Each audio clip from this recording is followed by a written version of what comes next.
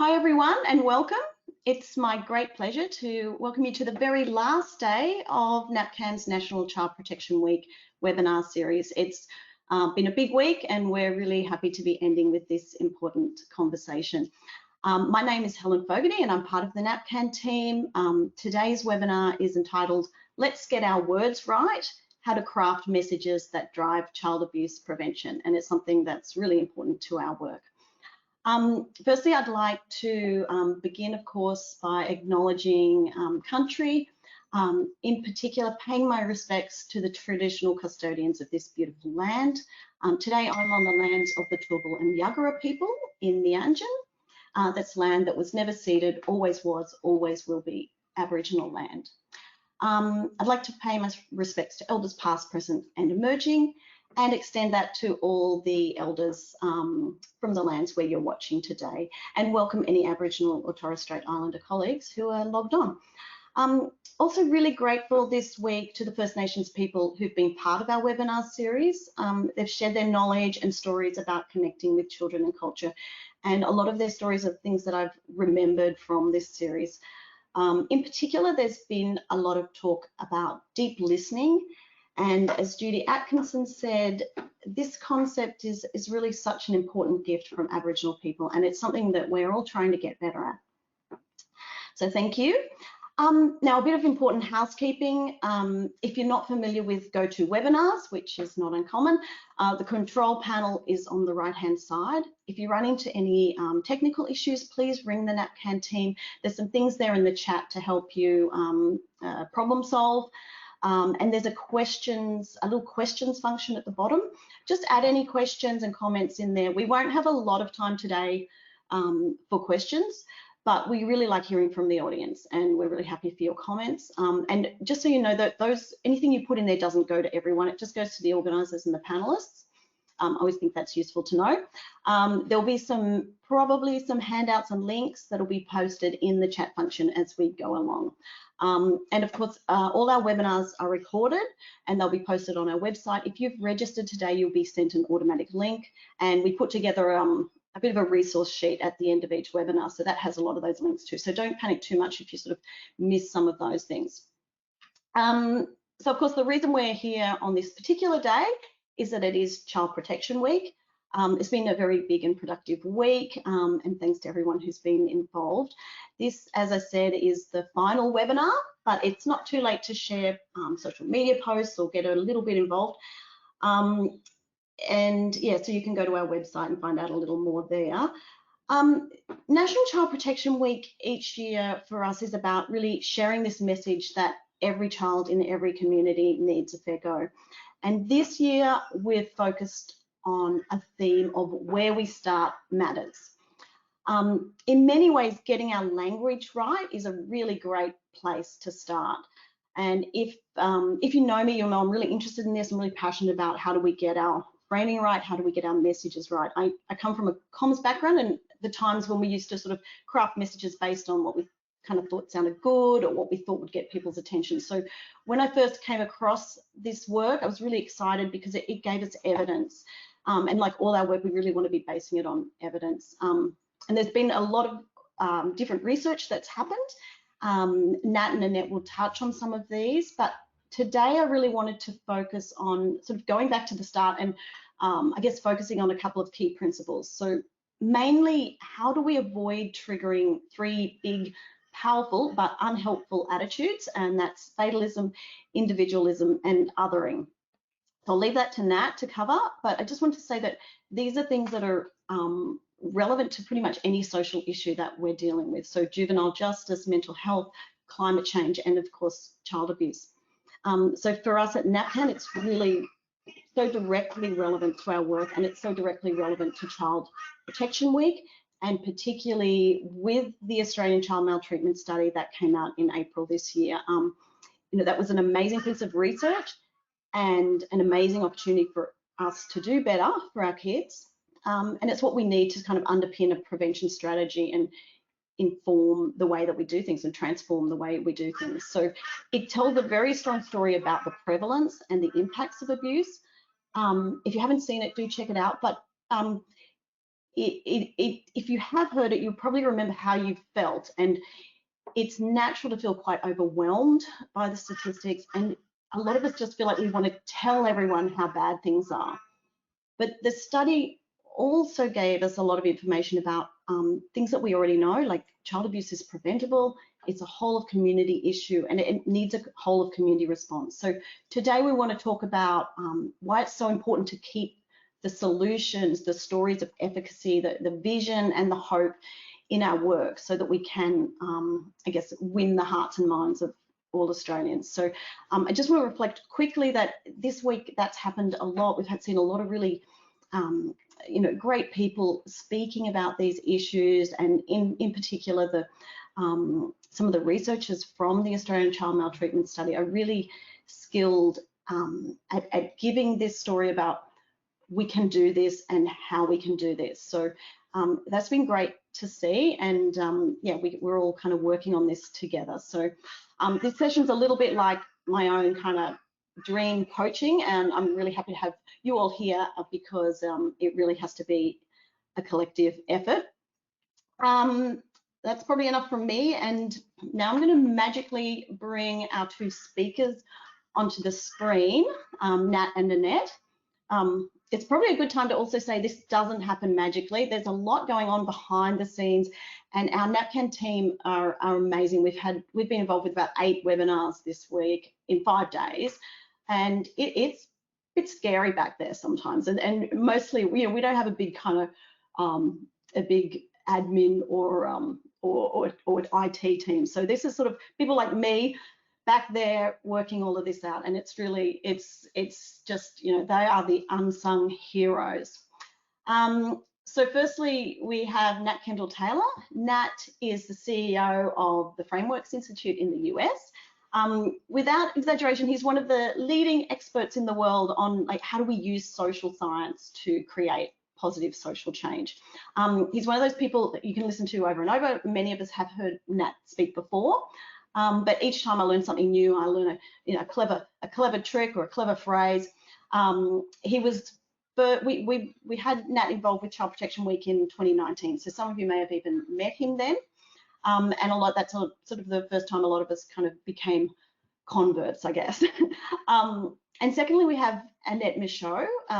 Many of you may have known Annette over the years from her work at the Parenting Research Centre, including her work with the Navigating Waters research, which taught us a lot about how to talk to parents and talk about parenting. If you don't know the Parenting Research Centre, they are the people behind the raisingchildren.net.au, which is great evidence-based information for families. So if it's not part of your toolkit already, note that down. And nowadays, Annette is working with Nat, with the Frameworks Institute, and she's doing that work here in Australia with an Australian focus. And to borrow a framing metaphor, she is like a lighthouse for those of us in Australia who are navigating this framing journey. So thank you. I'll just let you both say a quick hello, because this is going to be a fairly presentation heavy webinar. Some of our others have been a bit more conversational, but I really wanted to kind of download as much information from the two speakers. And so I'll just let you say hello.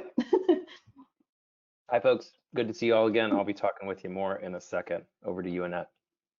Hi, everyone. It's just lovely to be here. Thanks for having me. Thanks both. So now we're going to hear from Nat. He'll talk about those 3 big issues that I mentioned for about 40 minutes. We'll come back, have a little bit of a chat all together, and then we'll hear from Annette a bit more about what's happening on the ground. We've got till 11:30, so we have 90 minutes. So over to you, Nat. Thank you. Let me make sure that my tech is working. Helen, can you come off of mute and just give me the A-OK, we're all good? Yes, I can see your screen, and I can see a little picture of you right at the top, but I know you can't see everyone, so great. Sorry That's about okay. This is like my ultimate nightmare. I can't see anything or anybody other than my slides. So if there is something, people have questions or something's going amiss, Helen, please come off mute and interject your voice in here to stop me. But I just want to say it is really great to be with you. I had such a wonderful and rich and rewarding time in 2019 when with the NapCan team, with Helen and Lisa and Ronnie, we did a bunch of different events, and it is great to be back with you. Hopefully at some point it'll be even better to be back with you in person. But I just wanted to express my gratitude for having me back. And I will try to not repeat all the same stuff that I did in 2019, have some kind of new things to say. So major thanks to all of you for being here, for making the decision to give your time. And in exchange for that, I hope I can be helpful and offer something of value to the work that you're doing. Thanks to Helen and colleagues at NapCan who I've worked with over a number of years, and then major thanks for Annette and all the work we're doing together across a number of issues. So I've already said kind of my goals for the time, but I'll just say them again because I think they're both really important. So the first one is to be helpful, to take the work that I've done now for 20 years, primarily in the United States and for the last decade in Australia, and bring it to you all in your work in a way that adds some value, although it'll probably be a small bit of value to the work that you're doing. And second, to do that in a way that is humble and respectful. I don't work on your issues. I'm not an expert in child protection, and I don't work in your context. And so I am certainly an outsider coming in, and I hope to be that outsider coming in with a great deal of humility and respect. So for the last 20 years, I have been studying how culture influences the way that people think, how people use culture to process information and make decisions, but then also how the power of the way that we communicate, if we present messages, if we kind of construct arguments and feature visuals in our communications, the power of those communications to shape those ways of thinking and to shift them and move them, and in shifting and moving them, really change and influence the thing that I think every one of us on this webinar cares about and is trying to do, which is have some effect on the way that people think about our issues, connect and have some kind of inroads to the way that people feel about these issues. And then the most important one is kind of affect actions and behaviors and decisions and kind of move hearts and minds. So with that, I'm gonna start by defining this term that I've probably said at least 10 times now already, but I'll say at least 60 more times before my time is up. But so when we talk about framing, what we're really interested in are the choices that we make and how we present ideas. And that sounds really simple, and some of these are very obvious choices and decisions that we make in things like the values that we're using. Do we use the value of justice and equity to talk about child protection? Do we use the value of future progress? Do we use the value of interdependence? So these are all pretty obvious decisions that we're making as we're explaining why our issue matters. But importantly, and I'm going to be talking a lot about this today, it's also in the small, the subtle, and what seems frequently like the insignificant choices that we make, but turn out to be very significant in the effect of our communications and our ideas. So there are things like pronouns, and do we always talk about they, them, those people over there, or do we talk about we and our? It's in the verbs that we choose. We did a whole extended study over COVID looking at the difference between whether you said that families skipped pediatric visits or families missed pediatric visits, and found that the skipping verb attributed responsibility and blame upon parents to a dramatically more significant degree than the other one. So it's all of those ideas, big, obvious, and noticeable, but small, subtle, and seemingly insignificant, and how they affect the things that we all are trying to do every time we communicate, how people understand our issues, how people emotionally connect, and what people do as a result, what people are willing to do, what people demand as a result of hearing what we have to say. So I'm going to make this a little bit more concrete here. I think there's probably only about maybe 10 of you on who have seen this example, so I'm pretty confident that this is new for most people. So we have been working on issues of childhood obesity, of kind of food justice, as it's called in the United States. Doing this work in the UK for about 5 or 6 years now.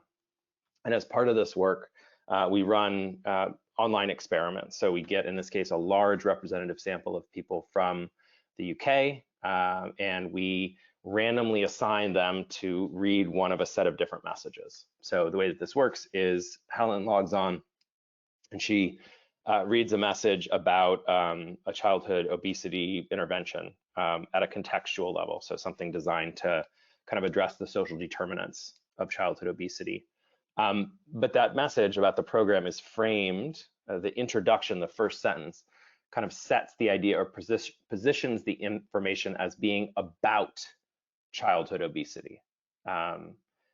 Annette logs on, she gets the same 80 words about the same program, except the thing that she's told the program is about is different. So instead of addressing childhood obesity, she's told that she reads that the program is about improving children's health environments. So these are kind of what we call issue frames. They're the things that we are telling people our issues are about.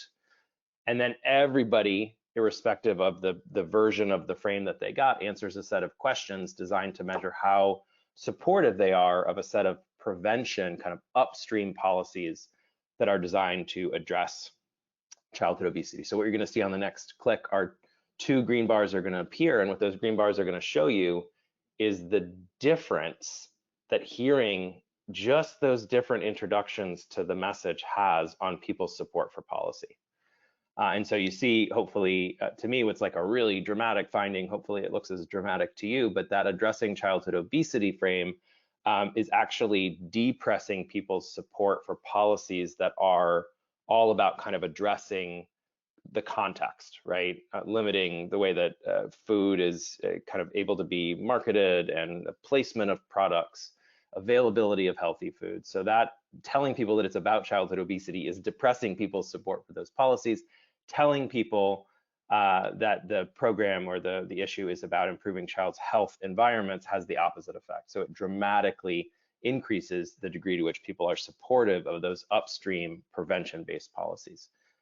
In the UK, I should say, for a very long time, the field has been doing one of these and not the other. And I'll leave it to you to guess which one of those things it might be, but in effect, unintentionally in the way that they're framing the issue because of people's understanding of the idea of obesity have been disadvantaging their issues.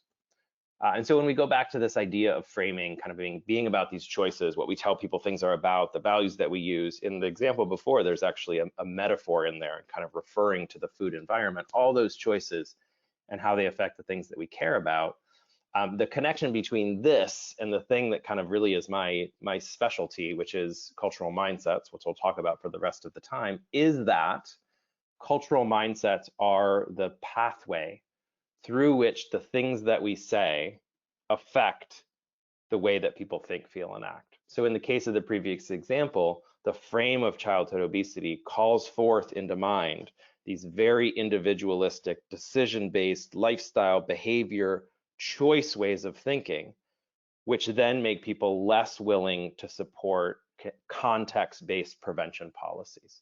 So these cultural mindsets are one, they're not the only one, but they're one of these incredibly important mechanisms that connects the things that we say to the results that those messages have. So we're going to spend some time, as Helen said in the setup, talking about cultural mindsets. I want to just tell you a little bit more about them so that we're kind of level set and on the same on the same plane here when we have the rest of the conversation. There's 4 features of cultural mindsets that are really important in understanding kind of what they are, but specifically their importance to us as people who are advocating for change on issues. And the first is that they are implicit, right? These are these assumptions and patterns of reasoning that shape our thinking below the conscious level, right? So we are not always aware, we are rarely aware that they are having their effects on our thinking.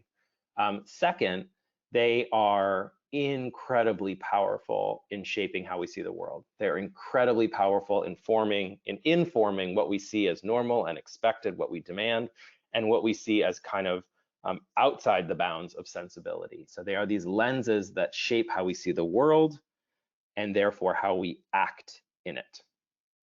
Third, there are always, for all of us, on all issues, multiple mindsets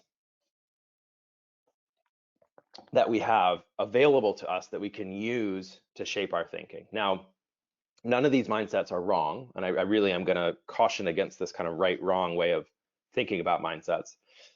Excuse me. But some of them are productive, right? Some of them open space and allow people to think more productively about an idea like prevention, for example, while others are unproductive. They get in the way, they block, they impede, they shut down that thinking and keep people from getting to a place where they can consider ideas. So multiple mindsets is the third characteristic. And fourth, and this is really the key connection between mindsets and framing, it is those choices that we make and how we communicate that determine which of these set of multiple mindsets are active and which are the lens that people have that are shaping how they're thinking about our ideas and information. And Helen completely stole my thunder. This is where I was going to do the big reveal and tell you what the three mindsets are that are really challenging your issues.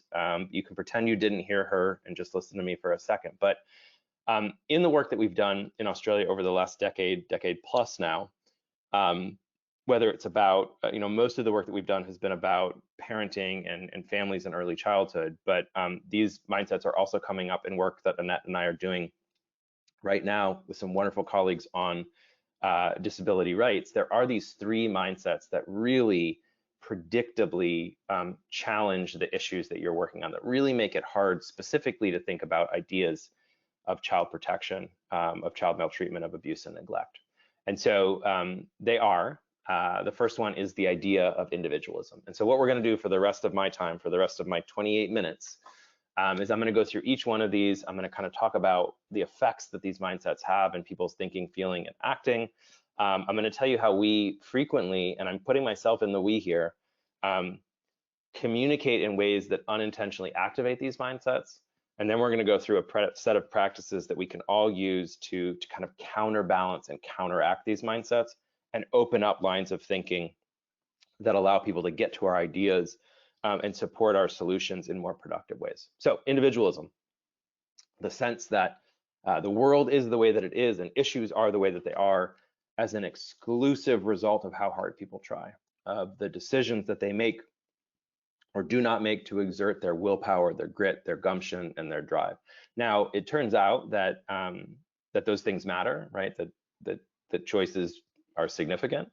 But the issue is that when people are thinking kind of narrowly and myopically with this individualistic mindset, and they're kind of hyper focused on decisions and willpower, there's a whole set of things that surround us and shape our well-being that drop out of view, right? So things like systems and resources and relationships and community context and culture and institutions kind of fade out of view as we become trained and focused on the kind of almighty power of those bootstraps. So what does individualism do in thinking about child protection?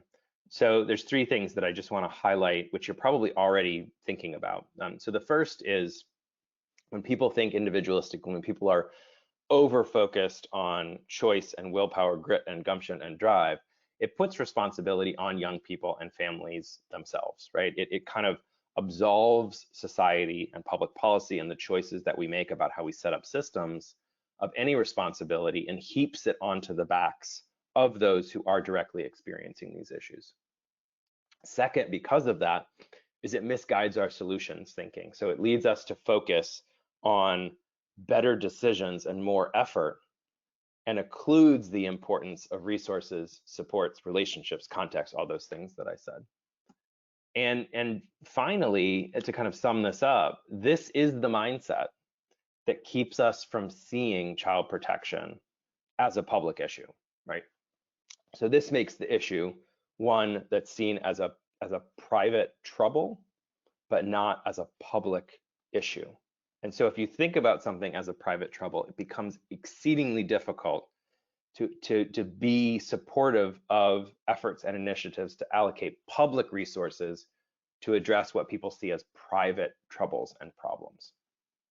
Now, we all, I'm going to raise my hand, we all fall into this trap. We all inadvertently activate individualism fairly regularly. And so I don't mean to be overly critical here. I'm not singling anybody out. This is these cues and ways of activating this mindset are incredibly present in our culture and kind of easy to fall into. So the first way that we do this is anytime we tell what's called an episodic story about an individual, where the outcomes of that story are the product of their perseverance and will or lack thereof, we powerfully allow people, we trip and activate that mindset of individualism. So anytime we tell hero stories, not only about a person who's experiencing an issue, but about the solution, where it's one special person who, and it's always against all odds, made the difference in someone's life, we are inviting people to not see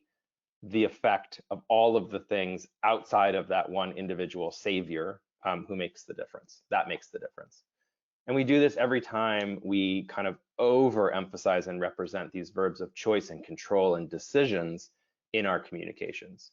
And I found this article from The Guardian, which actually has some tremendously great framing in it. Unfortunately, the way that it's set up is an open invitation and a direct line to individualistic thinking. So this really frames the problem of abuse as about the decisions that individuals make to break their silence as the solution to the problem. So the walk away, the takeaway from this is really that responsibility lies at the individual rather than the systemic level. So this is one of these great presentations where there's good news. And I want to pause and say that again. There's good news here, and I'm incredibly excited to talk to you about it. So there is this individualism we've talked about, but there's also, on the other end of this continuum of where we think responsibility lies, there is, and we found this incredibly kind of optimistic and hopeful sense in the research in Australia of, this is not a good name for this, so I'll call it something and then I'll tell you what it means, of contextualism, which is really the implicit understanding, the belief, the deep understanding of that what surrounds us shapes us. And we have found again and again that Australians of all types, of all demographic groups, some more easily than others, are able to enter into, rather than kind of this sense of individualism, a sense of contextualism. And this is really where the framing lives. So the way to counterbalance individualism is actually not to go to people and say, you're wrong to think it's all about willpower, grit, and gumption and drive. Not that anybody on this call would do that, but it's to emphasize and kind of try to activate that counterbalancing, countervailing, what surrounds us shapes us way of thinking. And so there's a set of general strategies that have proven effective and successful in the work that we've done. I just want to go through a couple of them right now. So activating contextualism doesn't mean we don't tell stories. It doesn't mean we don't tell stories that have people in them, but it does mean that we tell stories that have systems in them. And I know that sounds kind of wonky. And what I mean is that really kind of the way that I think about it is communities, contexts, resources, interventions, supports need to be characters in our stories. We need to make it really clear how the environments that we all live in play a powerful role in shaping outcomes, and in changing those contexts can be ways of preventing problems from occurring.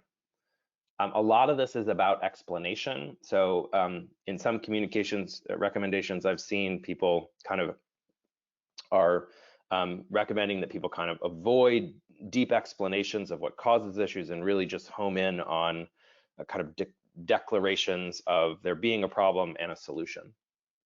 And I think our research really kind of goes against that, I'll say, and speaks to the importance of explaining the deeper causes of these issues that we're dealing with. And third, and this one is so important, and it's so important because these exist. We have assets, we have examples where efforts have been made that have changed the neighborhoods where kids and families live, changed or altered the context in which people are developing, and those changes have improved outcomes. So it is incredibly powerful as a way to counterbalance individualism, to highlight, to develop banks of these examples where contextual interventions, where we've changed the way that what surrounds us in a way that shapes how well we are. And then there's this really tough litmus test that we should all be doing as we write communications and form messages, which is if someone can walk away from something that we've written or said, thinking that individuals alone are the sole cause of a problem and the only source of solution, we are squarely on that end of the continuum that's in individualism. And so just to call out, so we partner with a group called Emerging Minds, which I'm sure most of you all know. This is a piece by Daryl Higgins from 2018, and it is just such a fantastic example of what that kind of shift from individualism to contextual communication looks like. And I've really underlined what I think are some of the core parts of it. So in that first part, the reminder that efforts to prevent child abuse and neglect have to be multifaceted, have to include things at a community level, and really kind of without trying to bust the myth of individualism, Daryl's really reminding us in this communication that what surrounds us shapes us. Okay, so that's individualism. The second mindset, I don't know if anybody remembers it from Helen's introduction, is the idea of fatalism. So this is the sense, really powerful sense, that the world, the country is too far gone. Problems are too numerous, too deep, too dark, too dire, and on fire for us to do anything about. And therefore, when we're presented with yet another problem, our response is not to lean in, to engage, to mobilize. It's the opposite. It's to tune out, to turn off, to close the door, to reject the message, and to move our attention onto another issue. So what fatalism does to our thinking about child protection is pretty clear and powerful. So when people are using this mindset of fatalism to think about child protection, it immediately drains energy out of efforts that are designed to mobilize and motivate. It just is an open invitation. It is a direct line to disengagement. So the thing that people hear is yet another issue, and as soon as people's mental narrative is yet another issue, they are done. You have lost them. Nothing else that you say matters after that point. And the second is that there's this strong potential backfire effect, is that efforts that are fatalistic in their orientation, so lists and lists and lists of factors of prevalence, may raise awareness, right? They may get people to see how big and grave a problem is, but the backfire is that they do so while sacrificing people's feeling that there's anything that we can do about them. And if people are approaching our communications from the perspective of there's nothing that we can do about it, we have positioned our messages in the wrong way. So we fall into this trap all the time. I have, like, in my before framing time, I was a master at crisis framing, right? So I worked on pediatric epilepsy on the coast of Kenya, and all of my communications started with the prevalence of the problem, the treatment gap, and I just had reams and lists of data that showed how bad things were. So every time we present dire stats about prevalence and severity on repeat forever, we are cueing this mindset. Every time we focus on the problem, example of problem, data about problem, story about problem, with no mention of resilience or any indication that positive outcomes are possible, we cue fatalism. And every time we only use the most dramatic and violent examples of the issue we're trying to illustrate, we invite people into fatalism.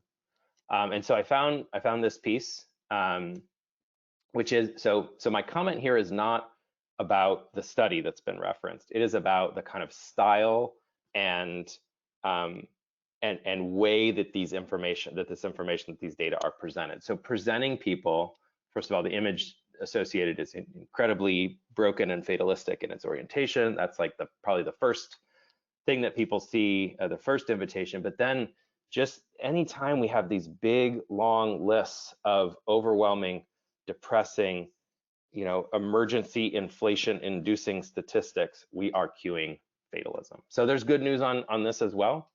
And hopefully people are kind of getting the cadence here. We get kind of deep and dark and depressing, and then there's hopefully some optimism that comes. But just like there is fatalism, just like we had the kind of individualism balanced by contextualism, there's a really robust strain of culture that we've seen in Australia that is optimistic, that is focused on the country's ability to solve problems, a history of problem solving, a sense of pragmatism and progress.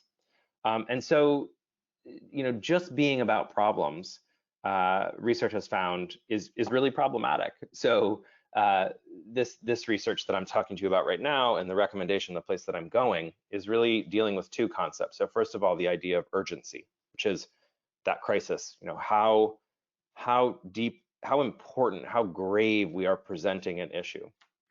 The second is this idea of efficacy. So efficacy is the idea that a problem is solvable. So people's ability to see that there are things that can be done that would make the situation better.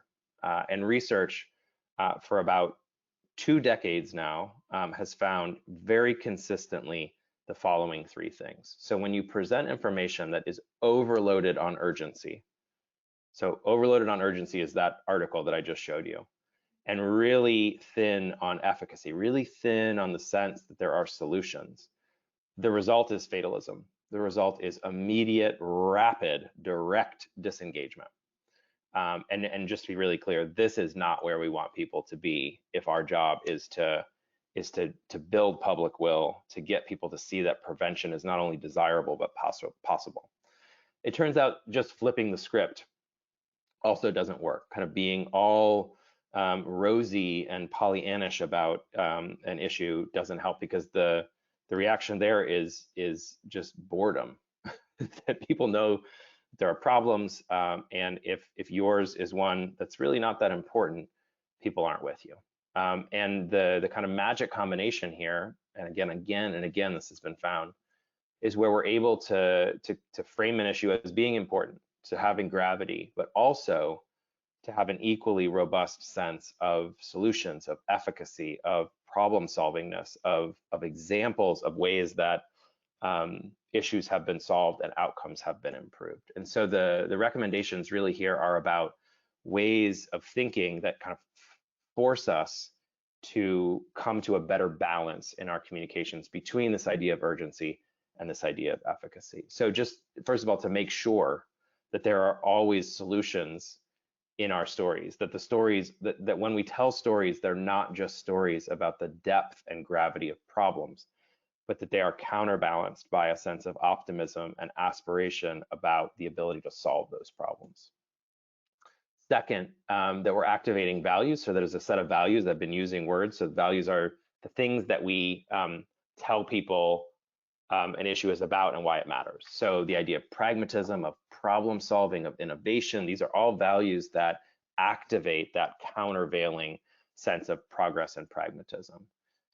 Really in the work that we do, which is about children, talking not only about what threatens development, but presenting people with the idea that there is this thing which is healthy development, and not just kind of overloading on threats and adversity.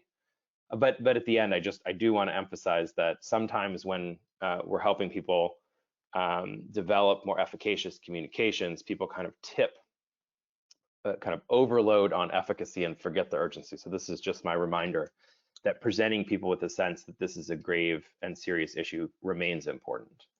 I found this, so this is an outline from World Vision Australia that of a larger narrative that's developed on the website, but just the outline kind of, I think, really illustrates in a very nice, productive and effective balance between urgency, right? There are facts and statistics, there are real stories, but the stories are about survival. And there is an incredibly robust feature of this story and this website that is about what can be done.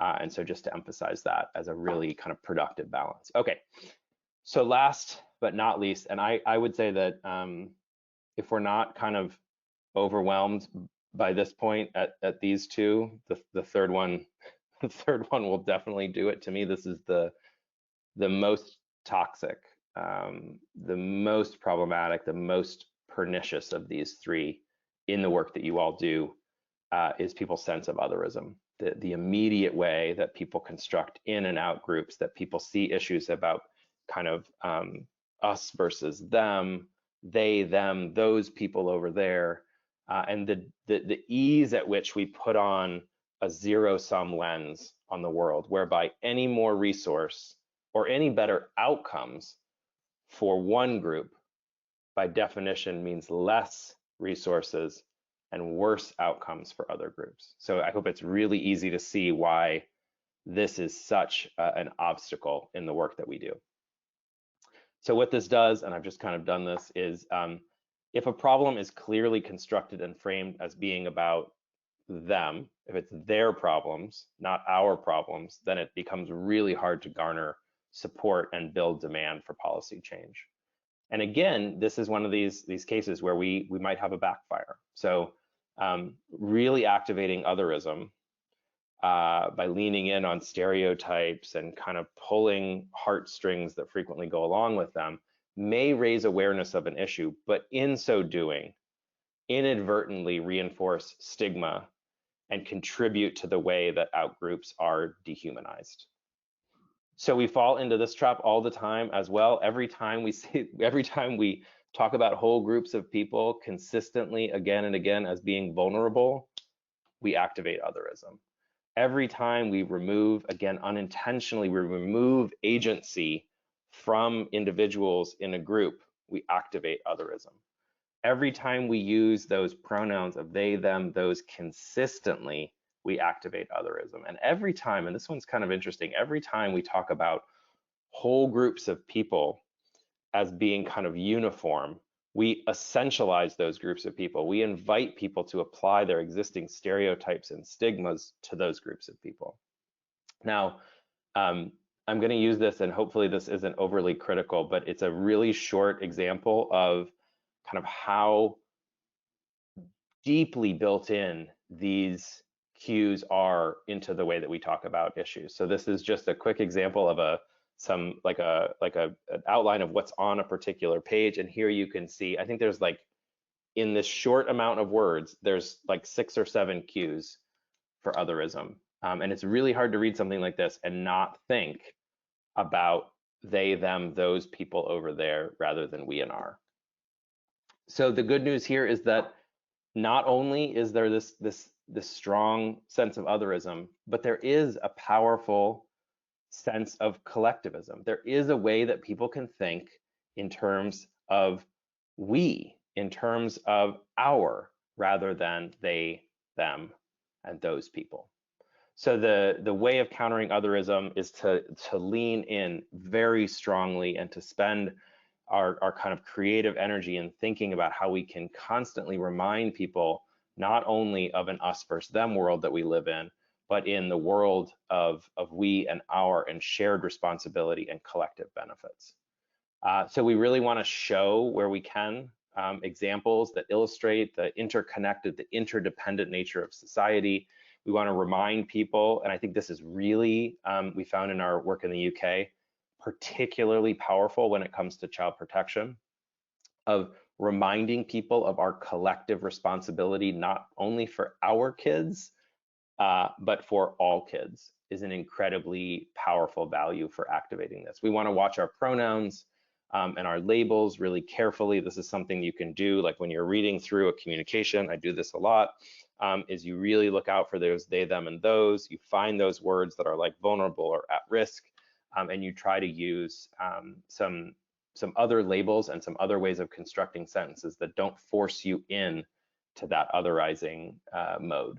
We want to talk about common experience and highlight common goals. So there's an incredibly powerful line of research that's showing in the United States, for example, where we have incredibly intense political polarization, which is really all about otherism and dehumanization, that if we're able to appeal to collective higher level identities, we're able to decrease people's sense of polarization.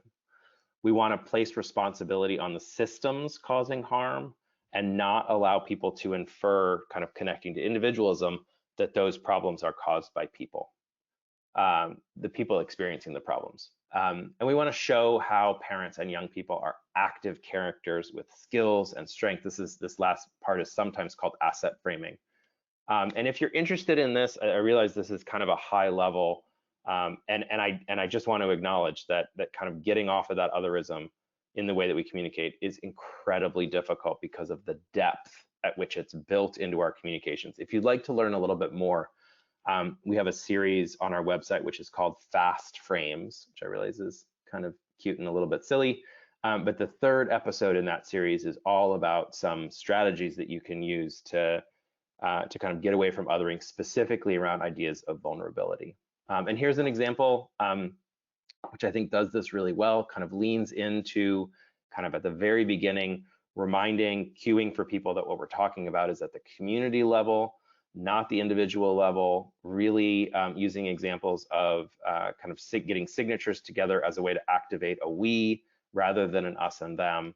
And so I'm not claiming that these framing strategies are new or they're not being done. What I am trying to advocate and argue for is that we need to turn them way up, right? We need to find these productive ways and really activate them with all of our creative energy, put them on repeat and leave them there.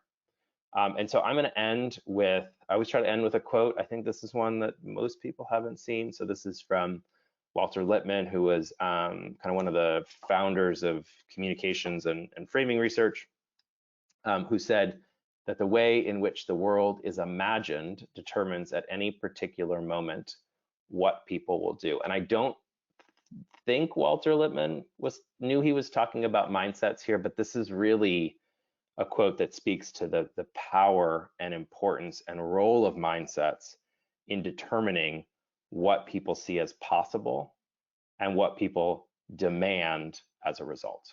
So with that, I will say thank you. I'm going to try to unmute my screen, or not unmute my screen, unshare my screen so that I can see another person.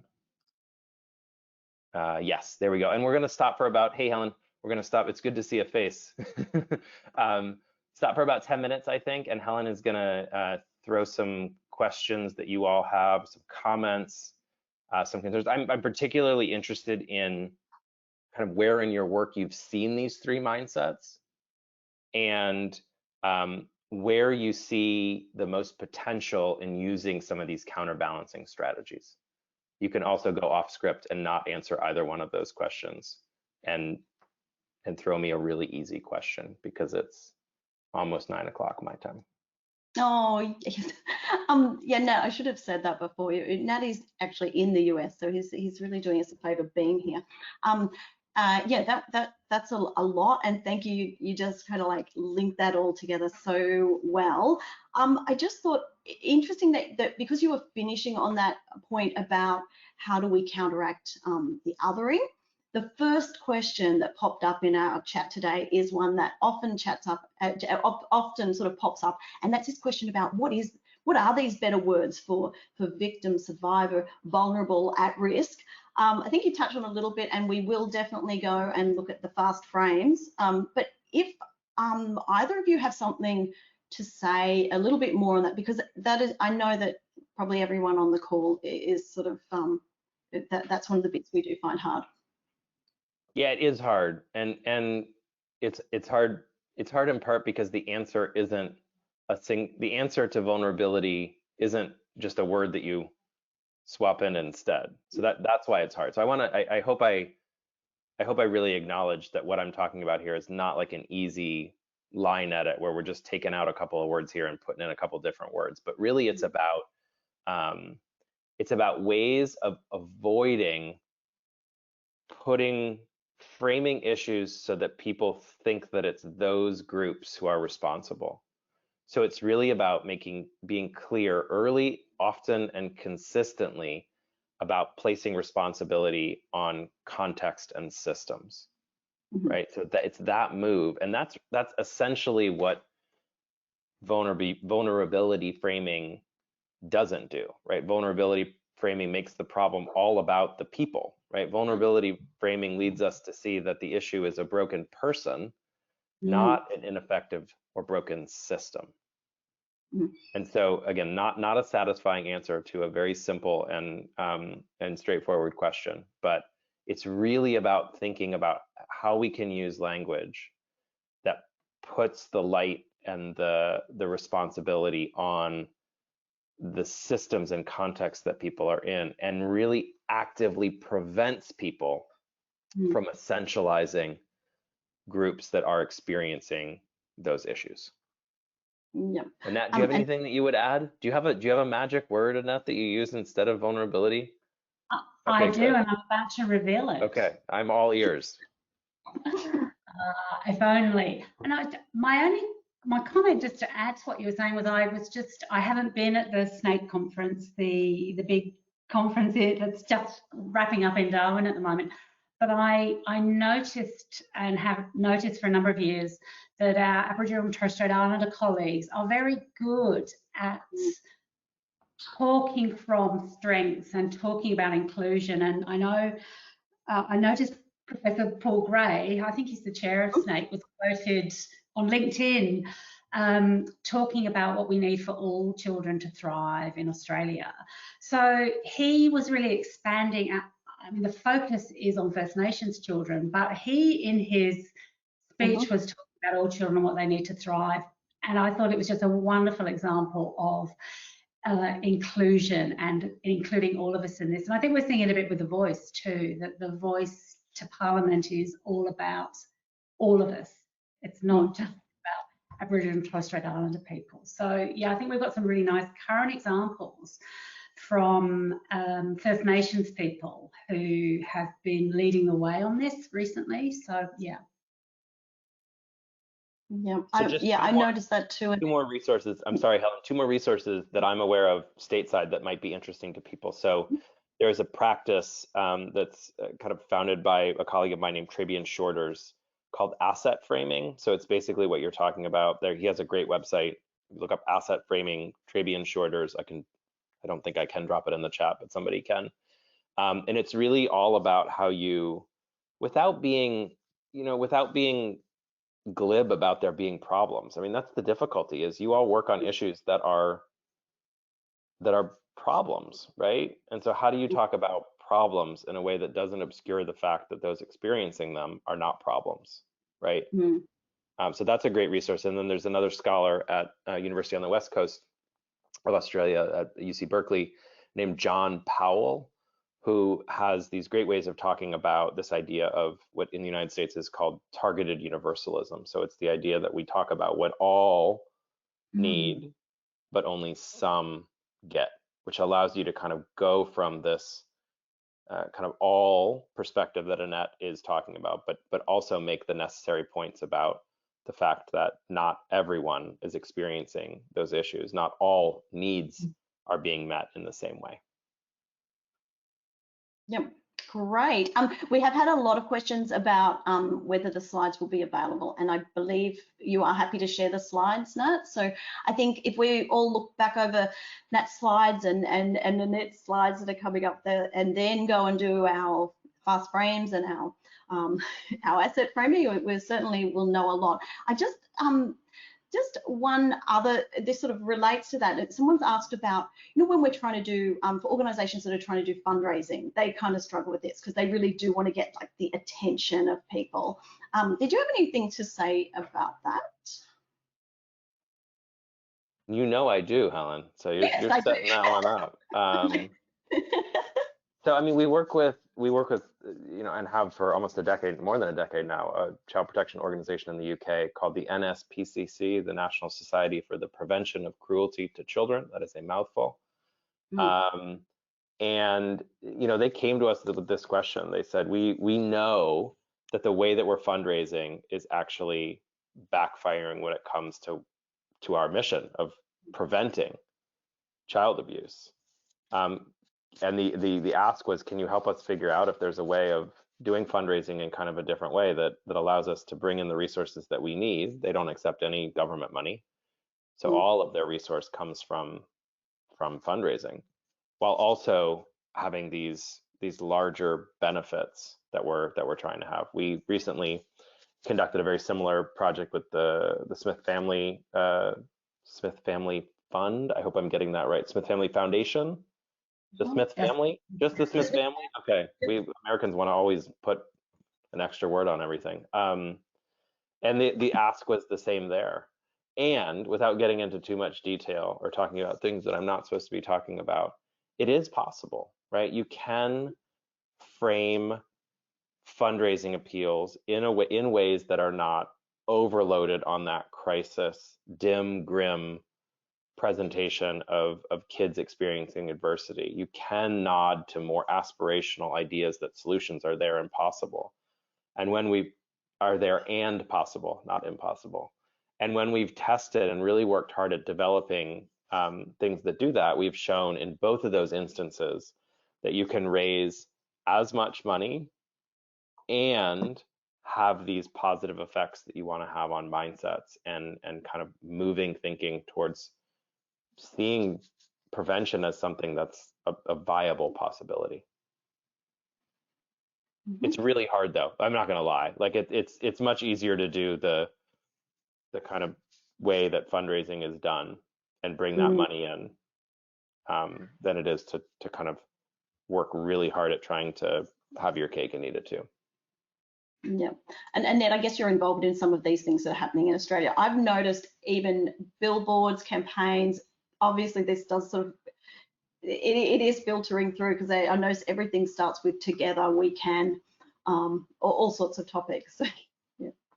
Yeah, it's great. It's been great to see some of the changes and some of the impacts of this work over a period of time. And you know, I think organisations have to think about, and I know the NSPCC had to do this, our fundraising efforts are ultimately undermining our goals of, you know, changing policies over time to, you know, improve resources and supports for children in adversity. So many of our organisations have an advocacy effort, but their fundraising might be undermining that.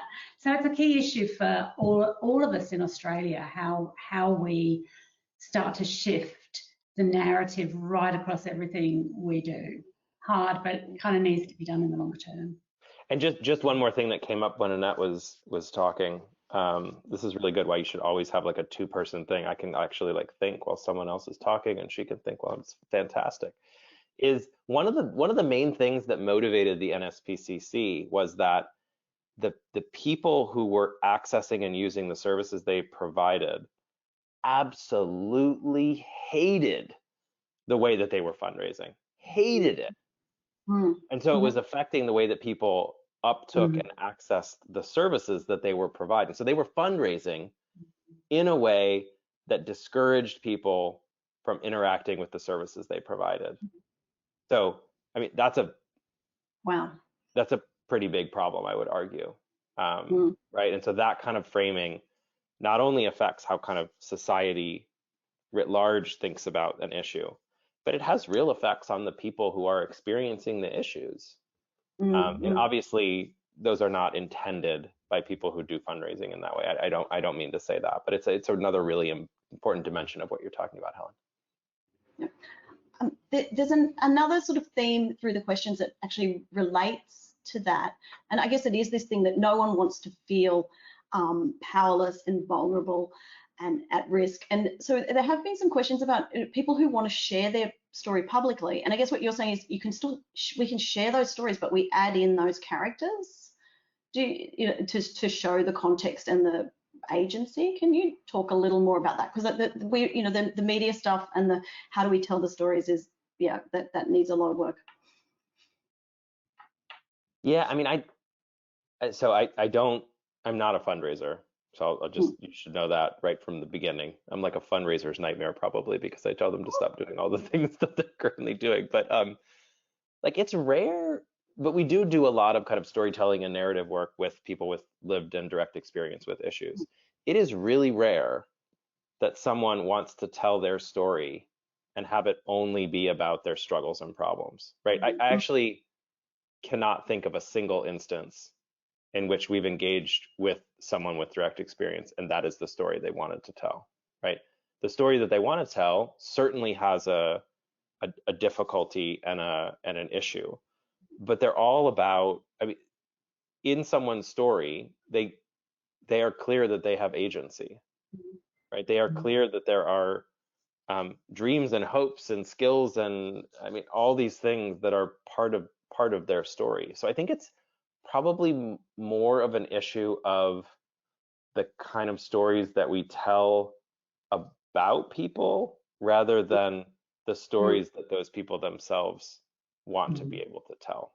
And it's also important to say, and this was embedded in your question, Helen, that not everyone with direct experience with an issue wants to tell their story, right? And so there's this whole emerging practice in the United States called ethical storytelling. So kind of moving away from a practice wherein we invite people with direct experience to our meetings and ask them to stand up and talk for 5 minutes about how hard things were, and kind of move to different ways of engaging and kind of moving to a model where direct experience is seen as expertise and not something that's used to kind of tear jerk and pull heartstrings. Great.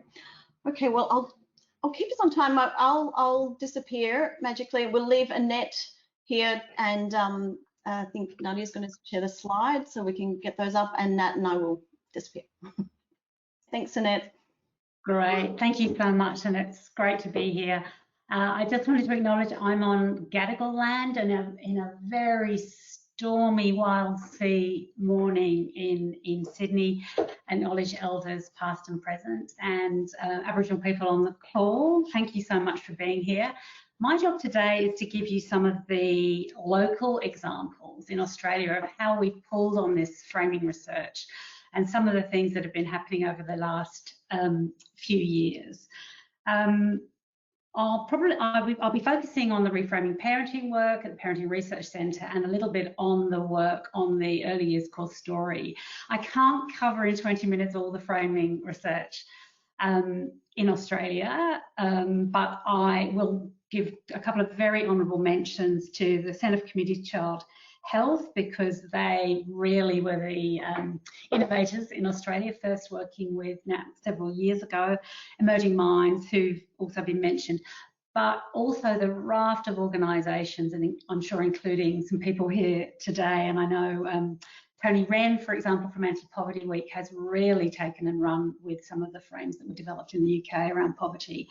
But how you have taken these messages and run with them, and that's been so important, and they're starting to see this kind of groundswell of change.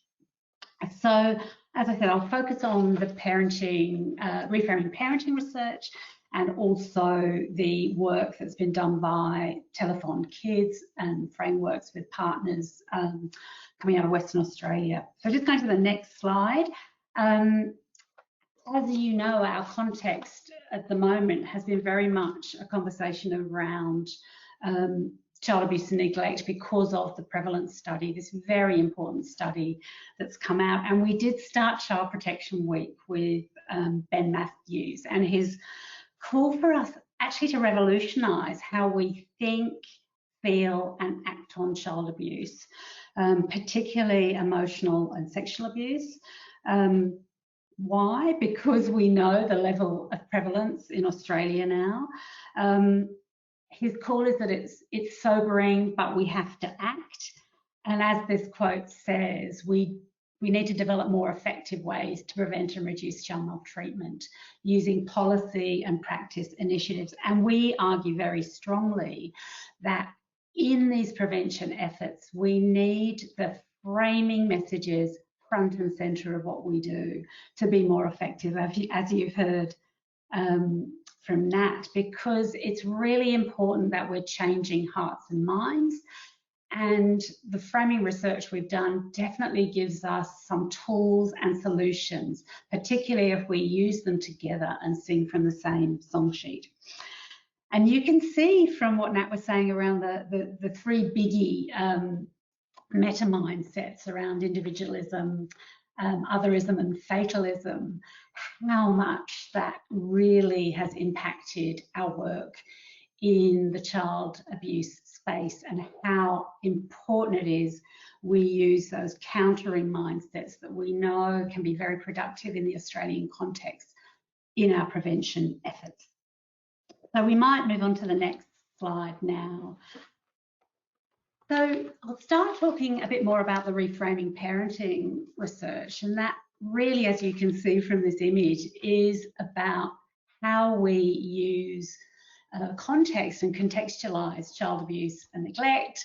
We contextualize parenting and what parents need to prevent child abuse and neglect into the context of what the community needs around it to be preventative. I really like to thank those in the audience who've been on this reframing journey with us. There were a few years ago, probably around 2015-16, we got together a coalition of the willing, led by the Parenting Research Centre, to bring frameworks in to undertake some research around how we needed to think differently and have some evidence-based messages to communicate effectively about parenting in Australia. NatCan were out there at the front of this coalition, as we said in 2019.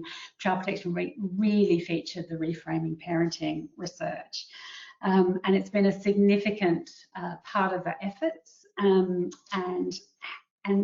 we are continuing to see the messages out there. So I'll next go to, well, what is the story that was developed for the reframing parenting research?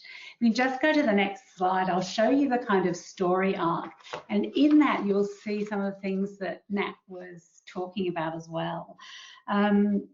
We were really talking about effective parenting a lot in Australia, particularly, obviously, the Parenting Research Centre. Through the research, though, we found out this was an incredibly ineffective way of getting people to have a constructive conversation about parents and the support they need to raise their children. Very confronting stuff, and thank goodness we were able to do some rigorous research, because if we hadn't, we'd still be banging on in an incredibly ineffective way about parenting. And what we saw was similar to that slide Nat showed earlier around child obesity and the food environment. When we asked the Australian public about effective parenting and using that frame to support our policies, we saw this kind of negative bar that people were less likely than the control group to support our efforts if we talked about parents and what parents need. Luckily, though, what we found in the research, and the new big idea was at that time, that what we need to talk about first is children and what they need to develop. So it was a really big aha moment, and quite a simple way of changing our words. So unlike some other things that Nat has talked about that are really hard, the master narrative shifting to talking first in your communications about children and what they need to thrive is really powerful, and it absolutely, the bar goes the other way. It really ups people's support for our parenting support efforts if we talk about children, their health, their development, and what they need, and how important parents are in that development. That absolutely switches things around. So that's the first part of the story arc. Start with children and what you need, what they need. Secondly, we Frameworks developed a really powerful metaphor around navigating waters. And that's where we're really bringing that idea of contextualism in very early. What surrounds us shapes us. Because what do you think about when you think about parenting and parents and raising children? It's all about what parents and what parents do, and everything that parents do either raises children well or it doesn't. Absolutely nothing about context when you come from that frame. So we know we needed a way of contextualizing. And what the navigating waters metaphor does is it shows that, you know, life needs to be pretty smooth. We need life to be on an even keel for kids to develop. But when life storms hit, like financial issues and poverty, discrimination, homelessness, domestic violence, when those storms hit, families and children need safe harbours and lighthouses of support. So we put that message first, and then we go to the parenting skills, the skills that parents need to raise their children. So we talk about brain architecture, we talk about serve and return in relation to responsive relationships. So it's not that you don't talk about active skill building and the architecture that children need around them to build their brains, but you start with context. And then we go to, and what's the solution? The solution's giving parents what they need so kids get what they need. So it's really a very important story arc that really helps shift people's thinking to get that context in. We also, in that story arc, really realise children's rights are incredibly important, but not talking publicly about children's rights, talking about children's development and opportunities to grow and thrive. And another really important area that we needed to dial down was this way in which we often talk about parenting as a struggle. I'll come back to that as an example in a bit. So by using this metaphor, we're giving the public, we're giving parents, and we're giving agencies a way of talking quite differently. We're including the ecosystem around children when we think about what we need to raise children. Okay, the next slide is giving you a bit more of the story of what we've done since that research, and thank you to all those who've been on board on this journey of changing their communications. And these are just some little visual snapshots of the kind of different ways in which people are communicating as a result of some of the research. We've had major organisations, peak bodies, campaigns, practice frameworks, social media messaging, child protection weeks, where we've used these frames. And what we've seen is in strategic plans of statewide organisations and peaks like FAMS in New South Wales, change the way they're messaging to talk about children and what they need first to thrive. We've had campaigns like Every Child, which was a major national campaign to improve policies for children, using the frames quite extensively in their work. And being called Every Child in and of itself is a key example. And organisations like Bernardo's, where their practice framework has really shifted and incorporates ways of bringing the developmental lens in to the way they're working with children. So it's really been, we've seen this penetrating a whole range of areas, and we've done that through some implementation efforts. So although people have just taken this off their own back and gone ahead, we know often we need implementation supports. So things like providing coaching, we've had communities of practice, we've got toolkits and e-learning kits that have all been developed for the Australian context, which are available, those resources are available free on various websites, and I know Helen's busy sharing those as we go through. So we've got a range of homegrown resources now, and we're seeing this flow out through both structured implementation efforts, but also people who've become champions of frames using the materials.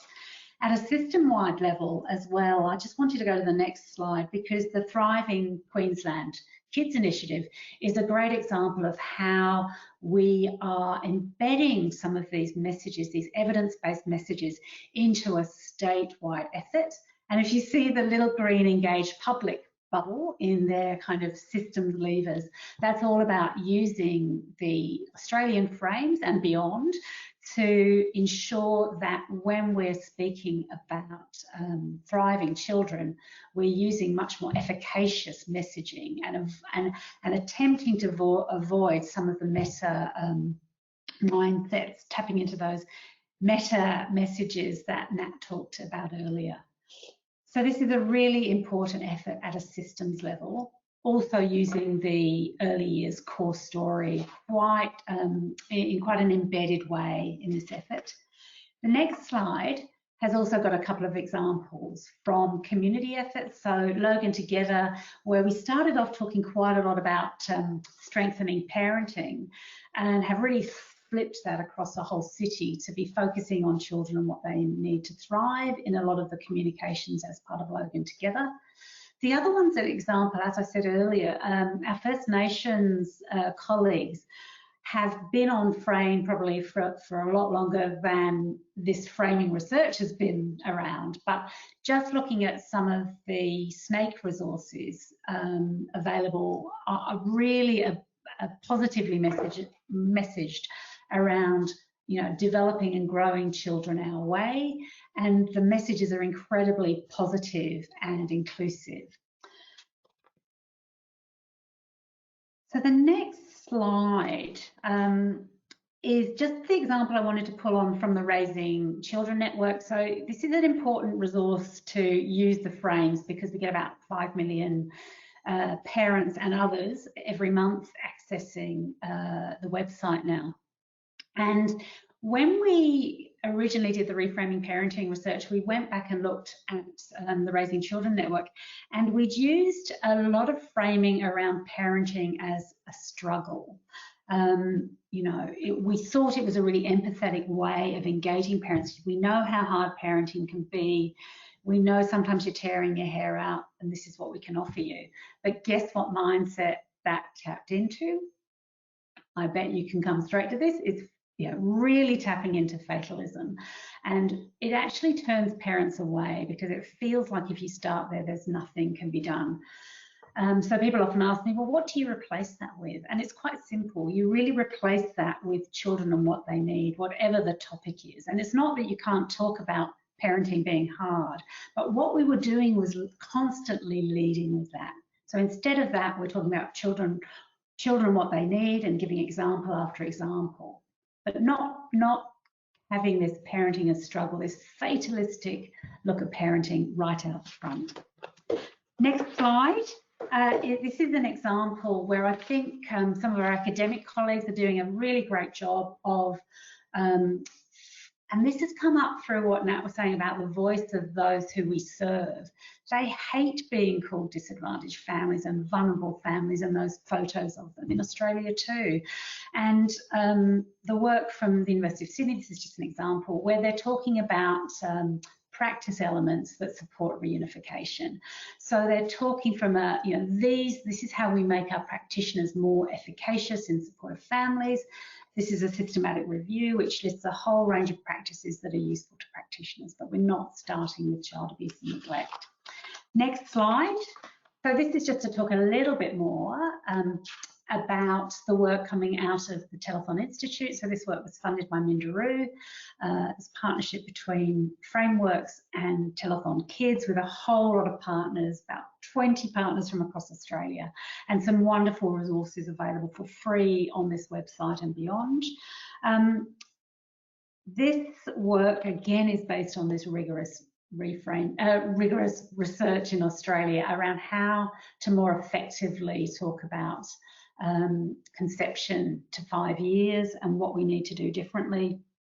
It's been used in some really important statewide initiatives. So in Tasmania, in the B4 initiative, the core story is used extensively, and shout out to Annette Fuller, who's doing amazing work with her colleagues in Tasmania. If you're from Tasmania, go and have a look at the B4 materials and use them.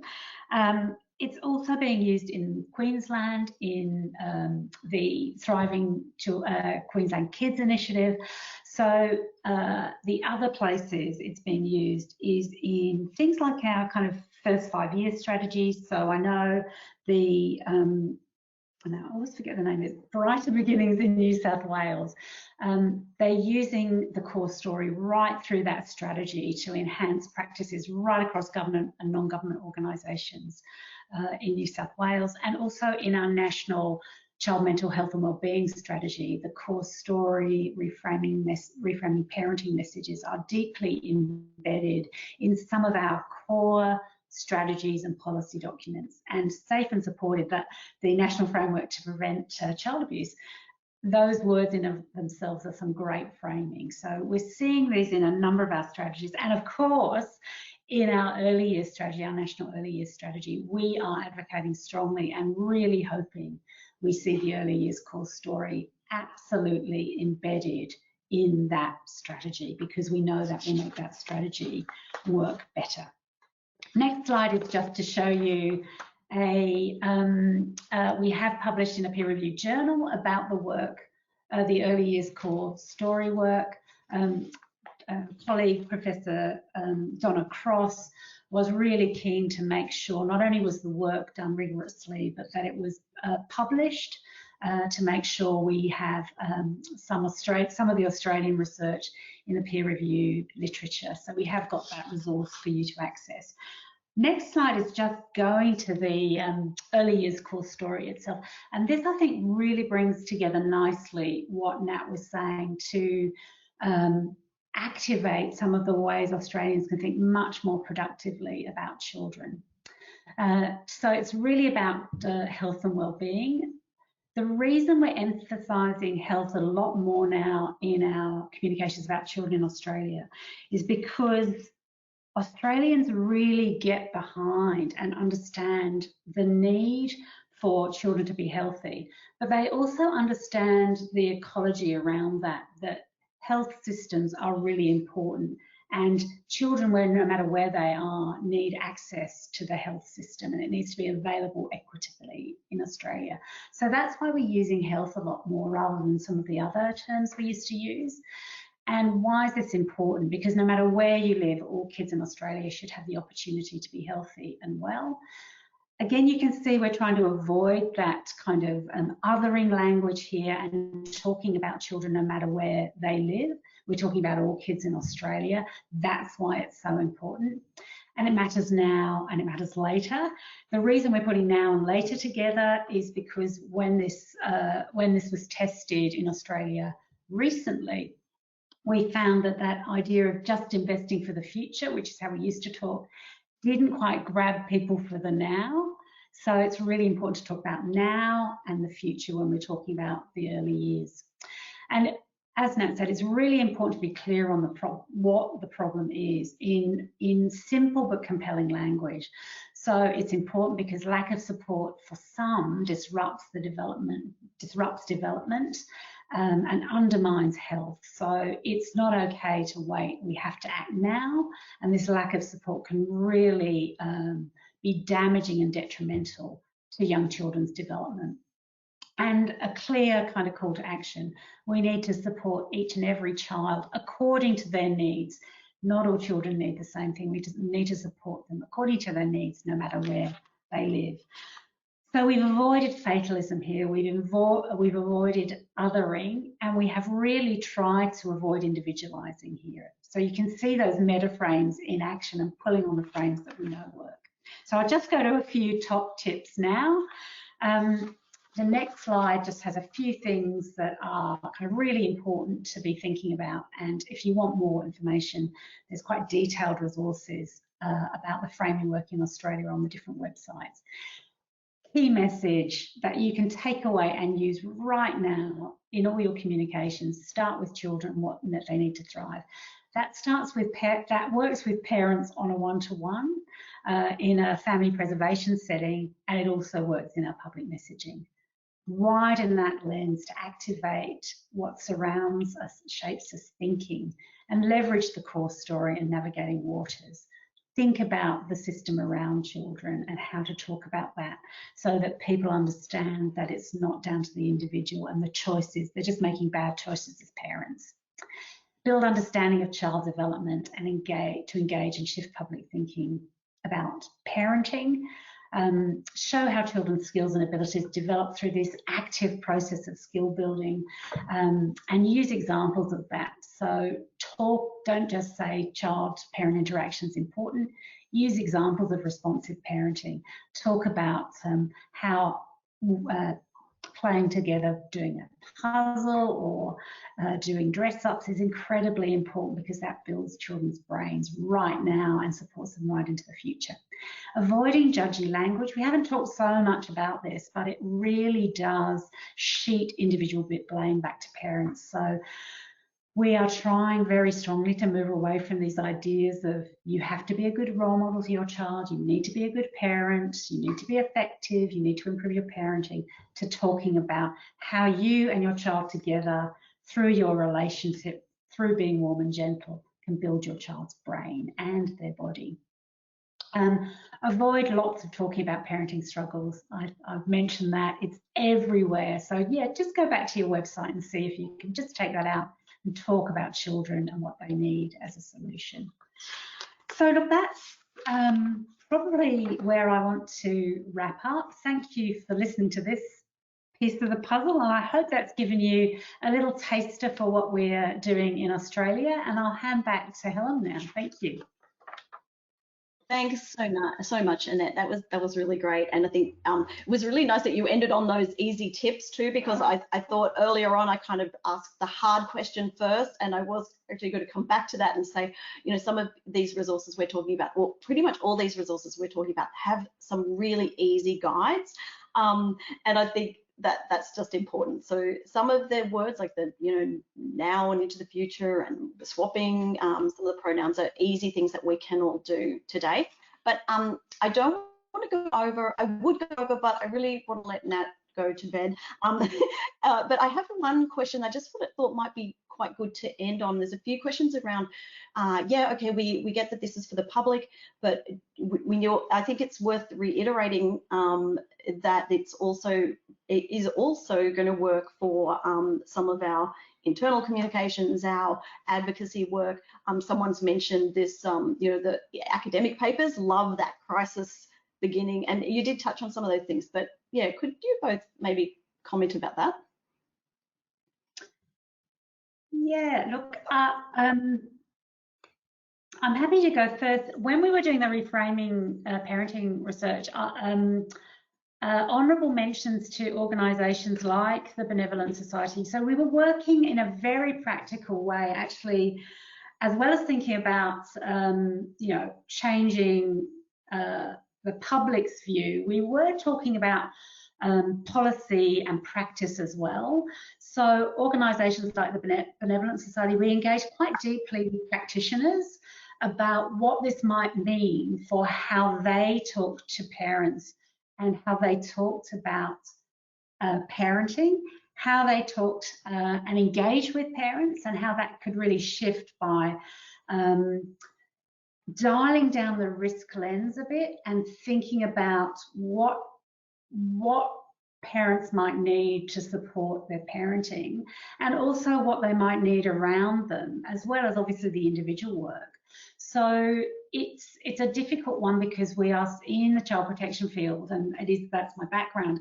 We're so imbued in a risk paradigm that working from a strengths base, which we've been talking about, I mean, I've been talking about strengths-based practice for 30 years now, we're still saturated in risk. But some of these ways of talking work with families too. And I think the early years course story, where we've got individual packages around how to talk about play and mental health, work really well with parents too. So for the practitioners out there, these are things to bring into your organisation. I know Matt Huey at Bernardo's has really been thinking about how this can work, working with families and working with carers and using some of the frames there too, and that's built into their practice framework. So it really can help us think more productively, because we're all imbued with these cultural models. It's not just people out there, it's me and it's you. So those conversations within organisations are terribly important too, and they go on to then help our comms people. So it's just a comment from me. Matt? Yeah, I don't know how much I have to add to that. I will agree with all of it, though. I will say the kind of interesting thing to think about with practitioners is they are both audience, right? Like Annette's saying, like there's the importance of kind of shifting and aligning thinking about how we think about these issues, but they're also then messengers and champions. So there's this kind of the informal term for it is like twofer, like you're getting 2 for 1, right? With you, when you work internally with practitioners, you're getting that shift in understanding, but I mean, practitioners are some of the most powerful messengers about these issues. So it's like a double shift strategy that you're doing. And if people are interested, we've done a lot of work in the Canadian province of Alberta, where that has been the model, kind of embedding frames about early childhood into departments and agencies the health, education, criminal justice that deal with kids' issues, and then asking those folks to in turn be messengers about these issues with those frames. Great. Well, we're almost out of time, but I just wanted to finish by saying thank you both so much. There was really so much information, and I'm so grateful that you've given us all those links and further information. But also just to say, like I think I've heard you both say that, you know, this is an iterative process. Like we are all on this journey together, and we are just making the changes as we can. And it's okay to say the same things over and over. It's okay to not get it perfect every time. I think I notice with myself and, you know, colleagues, it's like, oh no, I said the wrong thing, but it's not like we're kind of looking over people's shoulders. And I know I was thinking we are promising not to frame blame anyone, and you know, we're really happy to, as we kind of all start to see the good examples and the gradual shift. So thank you both very much. I'm going to we're going to finish in a moment, and we will try to play a little video that shows some artworks from that have come in over Child Protection Works at Child Protection Week. It's the first time we've tried to do that. If you want to stay online and listen to that and watch that, hopefully listen as well. That's just a nice little thing. But I'd just like to let you both have sort of some closing remarks. Sorry, my job. I loved hearing what Annette had to say. That's my closing remark. It was just it was awesome. It was just such a great overview of like a decade of stuff that we've worked really hard to do and had great partners in doing it. So that was awesome, Annette. I appreciate that. That's my closing remark. And for me, it's really a bit of a call to action, just to say, have a look at the frames. If you don't do anything else, put children what they need first. But also there's quite a lot going on at the moment, especially if you're in Queensland, if you're in Tasmania, but contact the Parenting Research Centre, contact NatCan. We are always welcoming and love to hear from people who want to champion this area. So yeah, please engage, and we'd love to hear from you. Yeah, okay, thank you both. I think a little survey will also pop up at the end. So that's that. Normally I'd tell you to go and look at the program, but we are finished for the week in terms of webinars. So I hope that everyone has, I know a lot of people had a really big week, and I hope you'll have a restful weekend. And yeah, thank you.